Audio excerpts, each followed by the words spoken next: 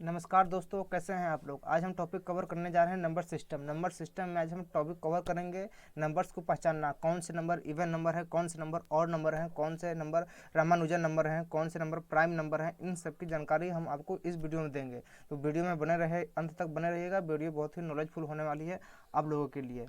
दोस्तों, number system में सबसे पहली बात आती है नंबर्स। नंबर्स क्या होते हैं? जो संख्याओं के समूह होते हैं उन्हें हम नंबर्स कहते हैं। एग्जाम्पल में आप ले लीजिए 500, 425, तो ये क्या होगी? ये हो गए नंबर। 652, ये क्या हो गए? नंबर। ये अंकों का समूह है, इसमें 3 अंक हैं, तो अंकों के समूह को ही नंबर कहते हैं। अब दूसरी बात आती है नंबरिंग। नंबरिंग किसे कहते हैं? जो नंबर्स को व्यक्त करने में जो संकेत प्रयोग करते हैं, इसे संकेत यहाँ पे क्या होगी? 642 में संकेत क्या होगा? 6, 4 और 2। तो जिस संकेतों के द्वारा हम इन्हें व्यक्त कर रहे हैं इसे ही कहते हैं हम नंबरिंग, इन्हें कहते हैं संख्यांक। और अब इसमें मान लीजिए कोई नंबरिंग है आपके पास 352। अब इसमें आती है रियल वैल्यू और प्लेस वैल्यू, इस वास्तविक मान और स्थानीय मान। तो वास्तविक मान क्या होता है कि कोई भी नंबर है उसका मान कभी नहीं बदलता, वो चाहे किसी भी प्लेस पे हो।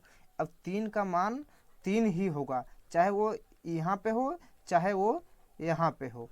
3 का मान 3 होगा, लेकिन स्थानीय मान में ऐसा नहीं होता है। स्थानीय मान में होता है कि जगह के साथ साथ, प्लेस के साथ साथ उसकी वैल्यू भी चेंज हो जाए। यहाँ पे 3 का मान 3 ही होगा, लेकिन यहाँ पर 3 का मान 3000 हो जाएगा। तो ये होती है इनकी रियल वैल्यू और प्लेस वैल्यू। अगर एग्जाम में आपसे क्वेश्चन कैसे पूछेगा कि 452 में 4 के वास्तविक मान और स्थानीय मान में अंतर ज्ञात कीजिए, तो अंतर कैसे निकालेंगे? 4 का वास्तविक मान क्या हो जाएगा? वास्तविक मान तो 4 ही हो जाएगा, लेकिन प्लेस वैल्यू स्थानीय मान क्या हो जाएगा? स्थानीय मान हो जाएगा 452 में 400। तो अब इसमें आपको डिफरेंस पूछेगा कि इसके स्थानीय मान और वास्तविक मान में अंतर क्या होगा। तो अंतर क्या हो जाएगा? 400 माइनस 4 बराबर 396। इस टाइप के क्वेश्चन आपके एग्जाम में पूछे जाते हैं। अब टाइप ऑफ नंबर, नंबर्स कितने प्रकार के होते हैं? नंबर्स बहुत प्रकार के होते हैं। तो जितने भी इंपॉर्टेंट नंबर टाइप्स हैं वो हम आपको इस वीडियो में कवर कराएंगे। देखिए, सबसे पहले होता है नेचुरल नंबर।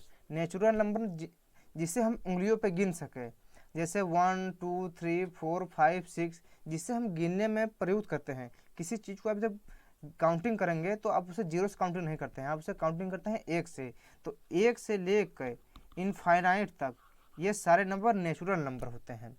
अब होल नंबर, होल नंबर में यदि आप नेचुरल नंबर में जीरो को भी ऐड कर लीजिए, यानी 0, 1, 2, 3 से लेके इनफाइनाइट तक, अगर आप जीरो को ऐड कर लेंगे तो वो हो जाएंगी होल नंबर, पूर्ण संख्या।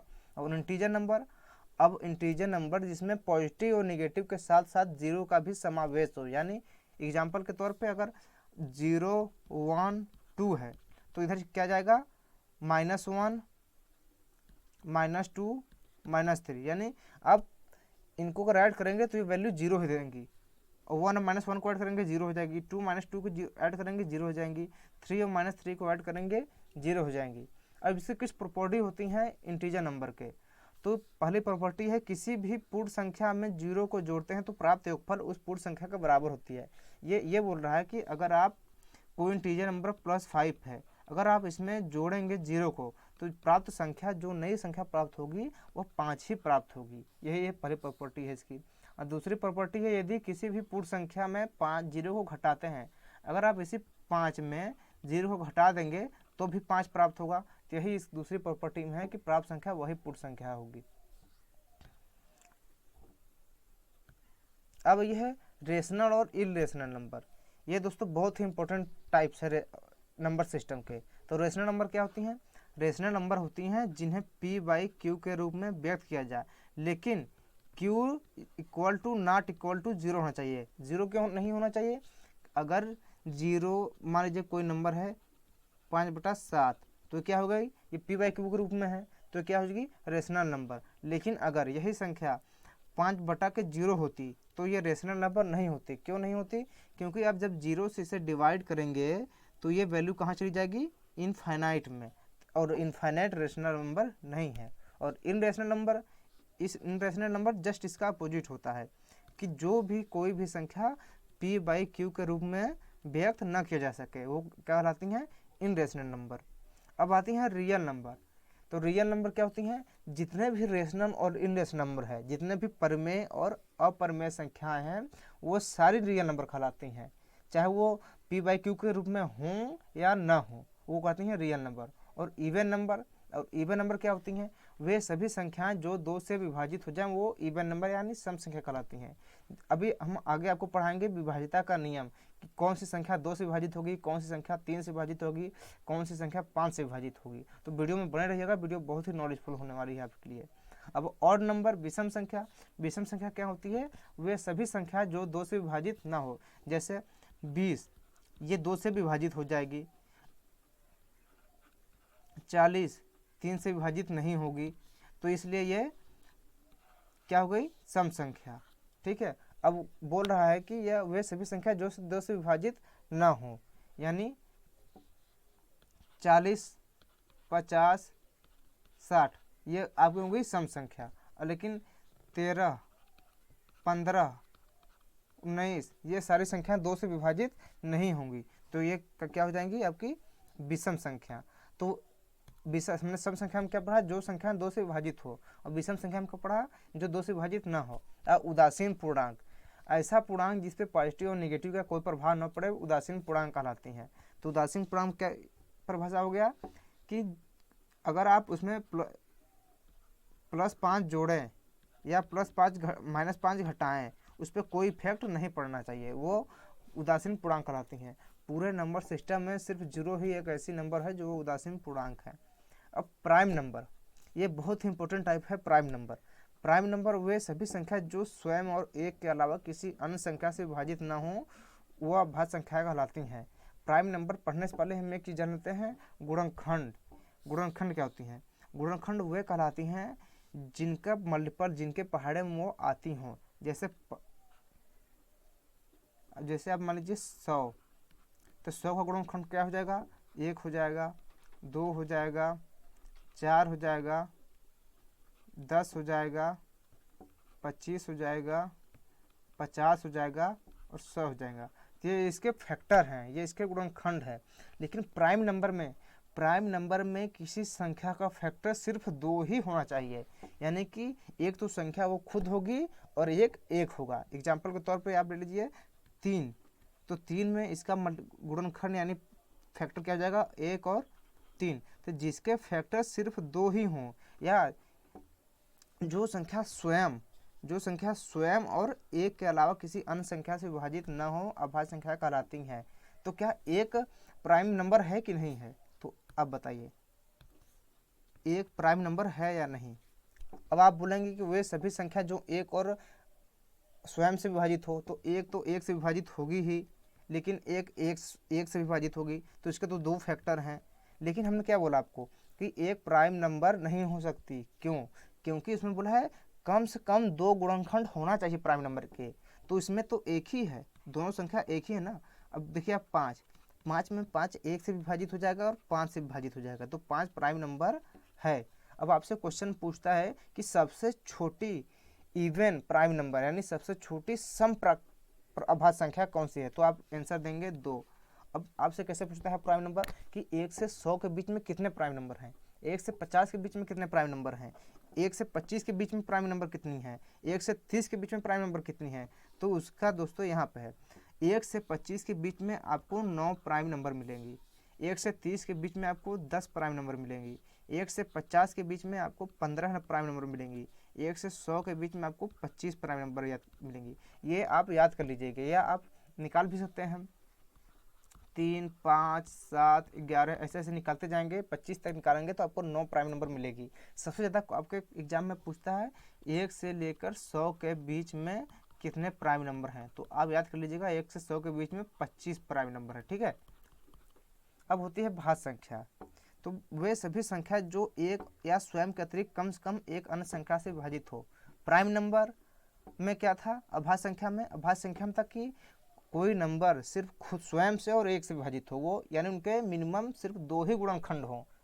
और लेकिन भाज्य संख्या में 2 से अधिक गुणनखंड, 2 से अधिक फैक्टर हो सकते हैं। एग्जाम्पल में लीजिए आप 4 को, 4 1 से होगा, 2 से होगा और खुद 4 से होगा। ठीक है, अब 15 को ले लीजिए, 15 1 से होगा, 3 से होगा 5 से होगा, 15 से होगा। तो इनमें देखिए आप, इनके 1-2 से अधिक गुणनखंड है तो ये क्या हो जाएंगी, भाज्य संख्या है। और सभाज्य संख्या वे सभी संख्या जिसका एचसीएफ 1 हो या उनमें कोई कॉमन फैक्टर न हो, सभाज्य संख्या कहलाती हैं। तो अब इनका एचसीएफ आपको हम एक चैप्टर लेंगे एचसीएफ और एलसीएम का, उसमें हमको बिल्कुल एचसीएफ डिटेल निकालना बताएंगे। यहाँ आप थोड़ा सा बेसिक आइडिया ले लीजिए। तो एचसीएफ होता है कि गुणनखंड में से निकालना। अब 5 का फैक्टर क्या हो जाएगा, 1 हो जाएगा, 5 हो जाएगा, और 7 का फैक्टर 1 हो जाएगा और 7 हो जाएगा, ठीक है। और इनका देखिए एचसीएफ जो दोनों में कॉमन हो, ठीक है, तो दोनों में कॉमन 1 है, ठीक है, तो इनका एचसीएफ क्या हो जाएगा, 1 हो जाएगा। या इनमें कोई भी फैक्टर कॉमन न हो, ठीक है, सभाज्य संख्या। तो इनमें अगर आप 1 को हटा दीजिए, इसके और फैक्टर ले लीजिए, तो इनमें कोई भी फैक्टर आपको कॉमन नहीं मिलेगा, तो ये क्या हो जाएगी, सभाज्य संख्या, ठीक। अब आती है कंपोजिट नंबर। वे सभी संख्या जिनके फैक्टर हो जाए कंपोजिट नंबर कहलाते हैं। जिससे आप 14 का फैक्टर निकालेंगे 2, 7, ठीक है, और 25 के निकालेंगे तो 5। इनके और फैक्टर होते हैं, 1 भी हो जाएगा, 14 भी हो जाएगा। तो ये बोल रहा है कंपोजिट नंबर में कि उनके फैक्टर हो जाए, यानी उनके गुणनखंड हो जाए, तो वो सभी संख्या कंपोजिट नंबर कहलाती हैं।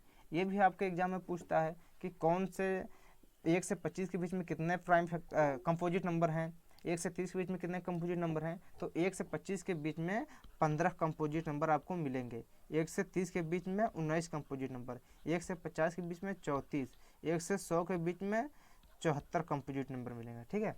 अब परफेक्ट नंबर, वे सभी संख्या जिनका फैक्टर का जोड़ वही संख्या आ जाए जिनका वो फैक्टर हो। एग्जाम्पल में आप 6 को ले लीजिए, तो 6 के फैक्टर क्या होंगे, 1 होगा, 2 होगा, 3 होगा और खुद 6 होगा। अब इनको आप जोड़िए तो 3 2 5 1 6, वही संख्या आ गई ना।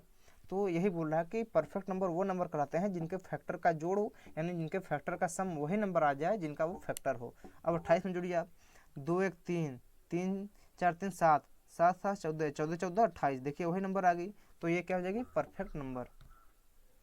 अब रामानुजन नंबर। रामानुजन नंबर क्या होती है दोस्तों, रामानुजन नंबर वो होती है जो दो संख्याओं के क्यूब का सम 1729 हो। एग्जाम्पल के तौर पे आप ले लीजिए, अगर कोई संख्या a है और कोई संख्या b है, अगर आप a का क्यूब करेंगे और b का क्यूब करेंगे, अगर संख्या 1729 के बराबर आ जाती है तो वो रामानुजन नंबर कहलाती है।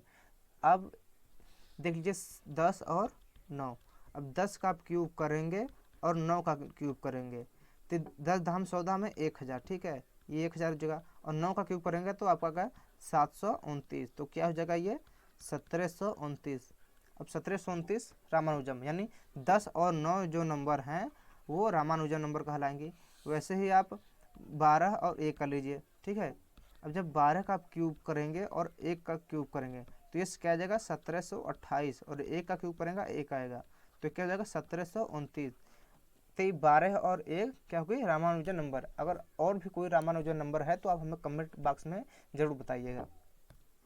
अब युग्म अभाज्य संख्याएं ये क्या होती हैं, ऐसी अभाज्य संख्याएं जिनके बीच का अंतर 2 हो, युग्म अभाज्य संख्याएं कहलाती हैं। जैसे 11 और 13, यानी संख्या अभाज्य तो होनी चाहिए लेकिन उनके बीच का अंतर भी 2 होना चाहिए, तभी वो संख्या युग्म अभाज्य संख्याएं कहलाएंगी। जैसे 11 और 13 का बीच का अंतर 2, 17 और 19 के बीच का अंतर 2, ठीक है। अब योगात्मक प्रतिलोम। योगात्मक प्रतिलोम क्या होता है, पूर्णांक यानी इंटीजर्स के ऐसे युग्म जिनका योग 0 हो एक दूसरे के योगात्मक प्रतिलोम कहलाते हैं। जैसे इंटीजर नंबर होती क्या है, पहले इंटीजर नंबर होती हैं जिनमें धनात्मक और ऋणात्मक के साथ साथ 0 का भी समावेश हो। यानी अगर आप इंटीजर नंबर लेंगे तो वहाँ 0 होगी, ठीक है, 1 2 3 ऐसे चला जाएगा। तो इधर क्या हो जाएगा -1 -2 -3। और आपको योगात्मक प्रतिलोम निकालना है तो उसमें बोल रहा है पूर्णांकों के ऐसे युग्म जिनका योग 0 हो। अब 0 कैसे होगा, जब आप 2 में से 2 ही घटाएंगे तभी तो 0 होगा, 1 में से 1 ही घटाएंगे तभी 0 होगा। अगर 1 में से 2 घटाएंगे तो 0 होगा ना, या तो पॉजिटिव में आएगा या तो नेगेटिव में आएगा, लेकिन ये बोल रहा है 0 होना चाहिए। तो अगर आप 1 में से 1 घटाएंगे तो 0 हो जाएगा, 2 में से 2 घटाएंगे 0 हो जाएगा। तो 1 तो देखिए 2 तो पॉजिटिव है और -2 निगेटिव है, ठीक है। तो इसलिए किसी संख्या का योगात्मक प्रतिलोम उस संख्या का नेगेटिव के साथ वही वैल्यू होती है, ठीक है। जैसे आप कोई संख्या a है तो अगर आप इसका योगात्मक प्रतिलोम निकालेंगे तो इसकी कितना आएगा माइनस ए। अब वैसे ही गुणात्मक प्रतिलोम, गुणात्मक प्रतिलोम ये बोल रहा है कि किसी भी परमेय संख्या यानी इन रेशनल नंबर नहीं, रेशनल नंबर यानी संख्या p बाई क्यू के रूप में होनी चाहिए। गुणात्मक प्रतिलोम उस संख्या का व्युत्क्रम होता है और इसका व्युत्क्रम कैसे होगा, p बाई क्यू का व्युत्क्रम क्या होगा, q बाई p। ठीक है, अब इसे ऐसे भी समझते हैं, दो संख्याओं का गुण, दो परमेय, देखिए परमेय संख्या का गुणनफल अगर एक होता है तो वो क्या कहलाते हैं, गुणात्मक प्रतिलोम। एग्जाम्पल में आप लीजिए कोई भी परमेय संख्या 2/5, ये एक परमेय संख्या है। ठीक है, अब इसका योगात्मक प्रतिलोम क्या होगा, और गुणात्मक प्रतिलोम 5/2। ठीक है, 5 से 5 कट जाएगा, 2 से 2 कट जाएगा, क्या होगा 1। ठीक है, इनका अगर दो परमेय संख्या का गुणनफल 1 आता है तो वो संख्या एक दूसरे की योगात्मक प्रतिलोम, गुणात्मक प्रतिलोम कहलाती हैं। अब rule of divisibility, rule of divisibility से बहुत सारे क्वेश्चन आपके एग्जाम में पूछे जाते हैं। यूनिट डिजिट टाइप का क्वेश्चंस भी आपके एग्जाम में इसी रूल ऑफ डिविजिबिलिटी टाइप से पूछे जाते हैं। तो आइए हम समझते हैं कि 2 से 3 से 4 से 5 से 8 से 9 से 11 से विभाज्यता का नियम क्या होता है। देखिए 2 से विभाज्यता का नियम क्या होता है, दी गई संख्या में इकाई का अंक या सम संख्या हो। कोई संख्या लीजिए 452, यूनिट डिजिट क्या होती है, जो लास्ट की डिजिट होती है वो इकाई का अंक होता है, और जो उसके बाद होते हैं इकाई, दहाई, सैकड़ा, हजार, इस टाइप के होते हैं। तो बोला है इकाई का अंक, जीरो या सम संख्या। और इवन नंबर हमने आपको पीछे पढ़ाया था, इवन नंबर क्या होती हैं, इवन नंबर होती हैं 0, 2, 4, 6, 8, ऐसे ही बढ़ते जाएंगे। तो दो क्या है लास्ट में, ये इवन नंबर है। ठीक है, इवन नंबर अगर है लास्ट में या 0 है तो वो 2 से विभाज्य हो जाएगा। ठीक है, अब 3 से विभाज्यता का नियम, 3 से विभाज्यता का नियम ये है, अगर आपको कोई नंबर दिया है, मान लीजिए आपको नंबर दिया है 651, अब इन तीनों नंबर को आप जोड़ लीजिए, यानी 6, 5 और 1, 6 + 5 + 1, आप इन्हें जोड़ दीजिएगा। अगर इनसे बनने वाली संख्या 3 से विभाज्य होती है तो वो संख्या 3 से विभाज्य हो जाएगी। अभी तो आप बोल देंगे कि 15 3 से विभाज्य है कि नहीं है, तो आप डायरेक्ट 3 का पहाड़ा पढ़ेंगे, 3 3 9 3 4 12 3 5 15, 5 से विभाजित हो जाएगी। लेकिन आपको अगर नंबर अधिक दे जाएगा, मान लीजिए 15, 26, 28, अब ये संख्या 3 से विभाज्य होगी नहीं होगी, तब तो आप 3 का मल्टीपल पढ़ नहीं पाएंगे। तो आप इन सारे नंबर को ऐड कर दीजिए और इनसे जो नंबर बनेगी, अगर वो संख्या 3 से विभाजित हो जाएगी तो वो संख्या 3 से, ये टोटल संख्या 3 से विभाजित हो जाएगी। अब 691 देखिए, 6, 5, 11, 1, 12, अब 12 3 से विभाज्य है तो ये टोटल संख्या भी 3 से विभाज्य हो जाएगी। वैसे ही आप एक एग्जाम्पल और लीजिए, 1338। ठीक है, 3 1 4, 4 3 7, 7 8 7 15। ठीक है, 15 आ जाएगा, तो 15 3 से विभाज्य है, बिल्कुल विभाज्य है, तो ये संख्या भी 3 से विभाज्य हो जाएगी। अब होता है 4 से विभाज्यता का नियम, दी गई संख्या में इकाई और दहाई के अंकों द्वारा बनी गई संख्या 4 से विभाज्य हो तो अंतिम दोनों अंक 0 हो तो वो 4 से विभाजित हो जाएगी। 4 से विभाज्यता का एक और नियम है, देखिए 4 किसके मल्टीपल में आता है, 4 के फैक्टर क्या है, 2 और 2। अगर कोई संख्या 2 से विभाजित होगी तो वो संख्या 4 से ऑटोमेटिक विभाजित हो जाएगी।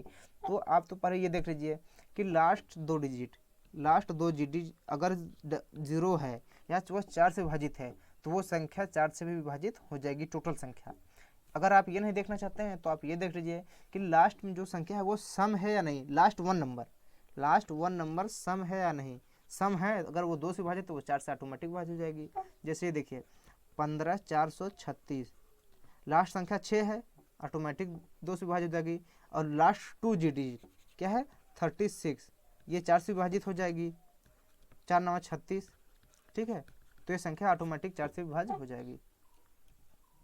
अब 5 से विभाज्यता का नियम, 5 से विभाज्यता का नियम बिल्कुल ईजी है। आप लास्ट में बस ये देख लीजिए कि वो संख्या लास्ट में 0 और 5 हो तो वो संख्या 5 से विभाजित हो जाएगी। जैसे 105, लास्ट में क्या है 5, तो ये संख्या 5 से विभाजित हो जाएगी। या आप लीजिए 100, ये लास्ट में क्या है 0 है, तो ये संख्या 5 से विभाजित हो जाएगी। तो 5 से विभाज्यता का नियम आपको याद ही नहीं करना है, बस लास्ट में देख लीजिए कि लास्ट में 0 हो और 5 हो तो ये संख्या 5 से विभाजित हो जाएगी। इन सब का यूज बहुत ही अच्छे तरीके से यूनिट डिजिट निकालने में होगा। जैसे आपसे पूछ दिया जाएगा 222 के पावर 656, इसका यूनिट डिजिट क्या होगा। या आपसे पूछ लिया जाएगा 244 के पावर 1009, इसके लास्ट डिजिट क्या होगा। इन टाइप के क्वेश्चंस हम आपको पार्ट 2 में करवाएंगे। यूनिट डिजिट निकालना, यूनिट डिजिट बहुत अच्छे अच्छे क्वेश्चन, फैक्टोरियल 2, फैक्टोरियल 3, फैक्टोरियल 4, इनका लास्ट का यूनिट डिजिट क्या होगा, इन सारे क्वेश्चंस के जवाब आपको पार्ट 2 में मिलेगा। तो उस वीडियो को आप स्किप मत कीजिएगा, वो वीडियो बहुत ही नॉलेजफुल होने वाली है आप लोगों के लिए। अब आप बोल रहे हैं कि हम ना बेसिक्स क्यों पढ़ा रहे हैं, हमको सबको देख के चलना है। कोई इसमें बहुत सारे एडवांस लेवल के बच्चे भी आते हैं, बेसिक लेवल के बच्चे आते हैं, तो कोई भी चैप्टर अगर आपको पढ़ाया जाता है तो बिल्कुल बेसिक से ही आपकी नींव मजबूत किया जाता है, ठीक है। अब 6 से विभाज्यता का नियम देखिए, तो 6 के फैक्टर क्या होंगे, 2 और 3, ठीक है। अगर आप देख लीजिए कोई संख्या 2 और 3 से विभाज्य हो तो वह 6 से पूर्णतः विभाज्य हो जाएगी। अगर आपसे बोल दीजिए 18, ठीक है, ये 6 से विभाज्य है या नहीं है, ठीक, तो आप कहेंगे हम तो सीधे 6 का मल्टीपल कर देंगे, 6 3 18, ये 6 से विभाज्य है। लेकिन ये छोटे नंबर पर अप्लाई होता है। अगर मान लीजिए यहाँ देखिए कोई बड़ी नंबर है, ठीक है, ये बड़ी नंबर है, आप यहाँ पे 6 का मल्टीपल तो कर नहीं सकते, तो आप यहाँ पे देख लीजिए 2 और 3, 2 से विभाज्यता क्या नियम है, लास्ट डिजिट जो होना चाहिए वो होना चाहिए इवन नंबर यानी सम संख्या। तो लास्ट डिजिट क्या है, 6 है, ये इवन नंबर है, तो ठीक है, ये 2 से विभाजित हो जाएगी। अब हमें 3 से विभाज्यता का नियम चेक करना है, तो 3 से विभाज्यता का नियम क्या था, अंकों द्वारा बनी गई संख्या का जोड़ अगर 3 से विभाजित होता है तो वो संख्या 3 से विभाजित हो जाएगी। देखिए 1 + 4 + 5 + 9 + 2 + 6, ठीक है, 4 1 5 5 5 10 10 9 19 19 2 21 21 6 27। अब 27 3 से विभाज्य है या नहीं है, 3 से विभाज्य है, 3 9 27, ये देखिए 2 से विभाज्य है और 3 से भी विभाज्य है, तो ये संख्या ऑटोमेटिक 6 से विभाज्य हो जाएगी। अब 7 से विभाज्यता का नियम, 7 से विभाज्यता का नियम थोड़ा सा हार्ड है, थोड़ा सा, बहुत ज़्यादा हार्ड नहीं है, थोड़ा सा हार्ड।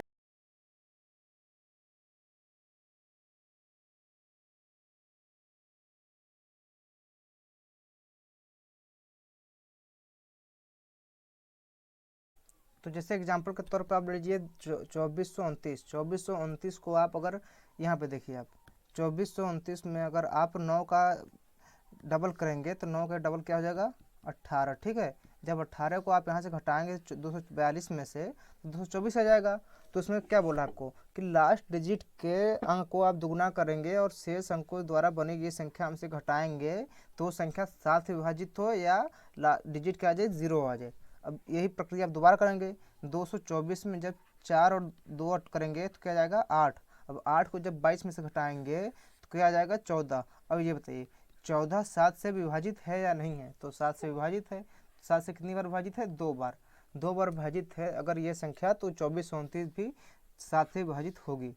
तो अब ये बोल रहा है 8 से विभाज्यता का नियम। 8 से विभाज्यता का नियम क्या है, दी गई संख्या में अंतिम 3 अंक द्वारा बनी गई संख्या 8 से विभाजित हो या अंतिम 3 संख्या 0 हो तो वो संख्या 8 से विभाजित होगी। देखिए यहाँ पे 3 0 है तो ये 8 से विभाजित हो जाएगी, 512 है ये 8 से विभाजित हो जाएगी। अगर आप मान लीजिए कि आपको बोल रहा है ये लास्ट 3 डिजिट, अगर कोई डिजिट ही 3 है यानी 2 है यानी 16 है तो ये 8 से विभाजित होगी या नहीं होगी। तो इसका ये ट्रिक है कि 8 किसका मल्टीपल है, 2 2 और 2 का, 2 दूनी 4 दूनी 8। अगर कोई संख्या 2 से विभाज्य है, 2 से डिविजिबल है तो वो संख्या ऑटोमेटिक 8 से भी डिविजिबल होगी, क्योंकि 8 के मल्टीपल में 3 बार 2 आता है, ठीक है। अगर एक और ट्रिक है, अगर 14 से विभाज्यता का नियम क्या हो जाएगा, ये किसके मल्टीपल में आता है, 2 और 7। तो हमने आपको बताया था 7 से विभाज्यता का नियम और 2 से विभाज्यता का नियम। तो कोई संख्या अगर 2 और 7 दोनों से विभाज्य है तो वह 14 से विभाज्य होगी। वैसे ही आपको बड़ी संख्या बोल दी जाए कि आपको 33 से संख्या ये विभाज्य है या नहीं है, तो आप क्या करेंगे, मल्टीपल निकालेंगे, 3 × 11, ठीक है। ये संख्या, कोई संख्या अगर 3 से विभाज्य है और 11 दोनों से विभाज्य है तो वो संख्या ऑटोमेटिक 33 से विभाज्य होगी। तो ऐसे ही आप बहुत सारे क्वेश्चंस को आप देख सकते हैं जिसका आपको वो नहीं पता हो कि ये इससे विभाज्य है या नहीं है। आपको सिर्फ बेसिक 1 से लेके 11 तक पता होना चाहिए कि ये संख्या विभाजित है या नहीं। वैसे ही आपसे बोल दिया जाए कि 25 52 33 49 ये संख्या 26 से विभाज्य है या नहीं है। अब न तो आप एग्जाम में इससे मल्टीपल करेंगे, न आप इसमें डिविजिबल करेंगे, न तो आप 26 का गुणनखंड करके वो करेंगे। तो आप सीधे देख लीजिए 26 किसके किसके मल्टीपल में आता है, 2 और 13, ठीक है। तो आपसे 2 का भी विभाज्यता का नियम और 13 का आपको भी बताया नहीं, 13 को भी बता दिया जाएगा। तो अगर कोई संख्या 2 और 13 दोनों से विभाज्य है तो वह संख्या ऑटोमेटिक 26 से विभाज्य हो जाएगी। ठीक है। अब 9 से विभाज्यता का नियम, 9 से विभाज्यता का नियम सेम टू सेम 3 से विभाज्यता का नियम है। ऐसा क्यों? क्योंकि 9 किसके किसके मल्टीपल में आता है? 3 और 3 के। अगर कोई संख्या 3 से डिविजिबल है तो वो संख्या ऑटोमेटिक 9 से डिविजिबल होगी। या दी गई संख्या के सभी अंकों का योग, सारे नंबर्स को जोड़ लीजिए, अगर वो 9 से डिविजिबल है तो वो भी 9 से डिविजिबल होगी। जैसे 29 0 34, 9 2 11, 11 3 14, 14 4 16। ठीक है। 9 2 11, 11 3 14, 14 4 16। ठीक है। अगर ये संख्या 9 से विभाज्य है तो संख्या 16 9 से विभाज्य है तो ये संख्या 9 से विभाज्य हो जाएगी। 16 नहीं है तो नहीं होगी। 10 से विभाज्यता का नियम, 10 किसके किसके मल्टीपल में आता है? 2 और 5 के। ठीक है। अगर कोई संख्या 2 और 5 से डिविजिबल है तो वो 10 से डिविजिबल हो जाएगी। या लास्ट डिजिट क्या होना चाहिए? 0 होना चाहिए। ठीक है। 0, और 0 देखिए ये 0 5 से डिविजिबल रूल को फॉलो करेगा। ठीक है। और 2 से भी डिविजिबल रूल को फॉलो करेगा, तो इसलिए संख्या 10 से डिविजिबल होगी। और 11 से डिविजिबल का रूल, ये थोड़ा सा टिपिकल क्वेश्चन है 11 से डिविजिबल का नियम। इसमें ये बोल रहा है कि आपको कोई नंबर दे जाए A B C D E F। ठीक है। अब इसमें अल्टरनेट नंबर, देखिए अल्टरनेट नंबर क्या होता है? आप किसी एक नंबर को पकड़ लीजिए और एक नंबर छोड़ के चलिए। जैसे यहाँ मर्जिए, यहाँ A है, यहाँ B है, यहाँ C है, यहाँ D है, यहाँ E है, यहाँ F है। तो इसमें अल्टरनेट नंबर कौन कौन से होंगे? इसमें अल्टरनेट नंबर होंगे, आप किसी एक नंबर को पकड़ लीजिए। हम मान लें B A को पकड़ रहे हैं, इसका अल्टरनेट नंबर एक नंबर को छोड़ना है तो एक नंबर छोड़ दे रहे हैं तो C आ जाएगा। ठीक है। अब C के बाद एक नंबर छोड़ना है तो क्या आ जाएगा? E। ठीक है। अब उसके बाद अब B का अल्टरनेट नंबर कौन है? ठीक है। तो B का अल्टरनेट, अब ध्यान दीजिए, B को पकड़ लिया आप, एक नंबर को छोड़ दीजिए तो क्या आ जाएंगे? D आ जाएंगे। D के बाद क्या आ जाएंगे? E आ जाएंगे। तो यही अल्टरनेट नंबर होती हैं कि आप किसी भी एक नंबर को पकड़ लीजिए और उनमें से दोनों घटा दीजिए, तो अगर 0 होता है या उनका योग तो वो संख्या 11 से डिविजिबल होगी। आपको अगर नहीं समझ में आया तो आपको एक एग्जाम्पल के थ्रू हम इसे समझाने की कोशिश करते हैं। देखिए 7 71 27 36 2। अब ये 11 से विभाज्य है या नहीं है, इसको हम कैसे चेक करेंगे? तो सबसे पहले आप इन संख्या को हम अल्टरनेट नंबर निकालेंगे। तो अल्टरनेट नंबर कैसे निकालेंगे? एक संख्या को पकड़ेंगे और एक संख्या छोड़ के लिखते जाएंगे। तो 7 के बाद क्या आ जाएगा? 2, 2 के बाद क्या आ जाएगा? 3, 3 के बाद क्या आ जाएगा? 2। ये सारी संख्या अल्टरनेट नंबर है। ठीक है। अब 7 को पकड़ते हैं, अब हम 1 को पकड़ेंगे। 1 के बाद अल्टरनेट नंबर क्या आ जाएगा? 1 के बाद अल्टरनेट नंबर आ जाएगा 7, 7 के बाद अल्टरनेट नंबर आ जाएगा 6। अब देख लीजिए कि हम यहाँ पे 3 डिजिट है। ठीक है। और यहाँ पे 4 डिजिट है, तो टोटल संख्या कितनी हुई? 7। यहाँ पे देखिए 7 नंबर है नहीं, 2 2 4 2 3 6 7, 7 है। अब बोल रहा है इनका योग, देखिए 7 2 9, 9 3 12, 12 2 14। ठीक है। 6 1 7, 7 7 14। यहाँ पर गलती से योग लिख गया है, यहाँ पे होगा अंतर होना चाहिए, इनका अंतर 0 होना चाहिए। ठीक है। अंतर, तो देखिए इसकी एडिशन वैल्यू क्या आ रही है? 14, इनकी एडिशन वैल्यू क्या आ रही है? 14। अगर आप इसे माइनस करेंगे तो क्या हो जाएगी? 0 हो जाएगी। या अगर 0 नहीं आता है तो यहाँ पे जो संख्या आनी चाहिए वो 11 से विभाज्य होनी चाहिए। ठीक है। तभी वो संख्या 11 से विभाज्य होगी। इसके बहुत अच्छे अच्छे क्वेश्चन बताए हैं। आइए हम उस क्वेश्चन के जरिए आपको और अच्छे तरीके से समझाने की कोशिश करते हैं। देखिए यहाँ पे दिया है, यदि संख्या इतना है और 11 से विभाज्य है तो वो संख्या 11 से विभाज्य होगी या नहीं होगी? तो हमने क्या बताया कि अल्टरनेट नंबर को आप लीजिए और उनको ऐड कीजिए। ठीक है। यहाँ पर अल्टरनेट आप x को पकड़ेंगे तो x x 1। ठीक है। और यहाँ पर आप अल्टरनेट पकड़ेंगे तो 1 5 1 नहीं 150 होगा। ठीक है। 150। अब जब आप इनको ऐड करेंगे तो क्या हो जाएगा? 2x + 5। अब जब इनको ऐड करेंगे तो क्या हो जाएगा? 5। ठीक है। अब जब या इधर क्या होना चाहिए? या तो 0 होना चाहिए या 11 से विभाज्य होनी चाहिए। ठीक है। 11 से विभाज्य होनी चाहिए। तो क्या 2x से -5 उधर जाएगा तो +5, 2x बराबर 16/2 क्या हो जाएगा? 8। तो यहाँ से क्या आ जाएगी आंसर आपकी? x बराबर 8। अब ये संख्या क्या हो जाएगी? 18 58 01। ये संख्या 11 से विभाज्य हो जाएगी। ठीक है। अब बोला है 234a। यहाँ पे आपको पूछा कि a की वैल्यू क्या होगी अगर ये संख्या 8 से 9 से विभाज्य होगी। तो 234 9 से विभाज्यता क्या नियम था कि अंकों द्वारा बनी गई संख्या 9 से विभाज्य होनी चाहिए। ठीक है, अंकों द्वारा बनी संख्या 8 से विभाज्य होनी चाहिए, अरे 9 से विभाज्य होनी चाहिए। ठीक है, अंकों द्वारा बनी संख्या 9 से विभाज्य होनी चाहिए। तो अंक क्या है 234A। अब ये क्या है 3 2 5 5 4 9, 9 प्लस है। अब इधर क्या होना चाहिए 9 से विभाज्य। ठीक है, अब 9 में ऐसा क्या जोड़ें कि आने वाली संख्या 9 से विभाज्य होनी चाहिए। तो 9 में क्या जोड़ेंगे हम 9, तो ये क्या आ जाएगी 18। तो 18 क्या है 9 से विभाज्य हो जाएगी। वैसे इसी तरह P 416 11 से विभाज्य। तो आप दोनों संख्या को जोड़िए और माइनस कीजिए तो इसका पीक वैल्यू क्या आ जाएगी 9 आ जाएगी। ठीक है, वैसे 34x 68 है 9 से विभाज्य। तो इसकी क्वेश्चंस को सॉल्व आप करेंगे और हमें कमेंट बॉक्स में बताएंगे कि x का वैल्यू क्या होगी जो ये संख्या 9 से विभाज्य होगी। अगर आपको ये वीडियो अच्छी लगी तो चैनल को सब्सक्राइब कर लीजिएगा और शेयर कर लीजिए ताकि हमारे आने वाली क्लास की वीडियो की नोटिफिकेशन आपको लगातार मिलती रही। धन्यवाद।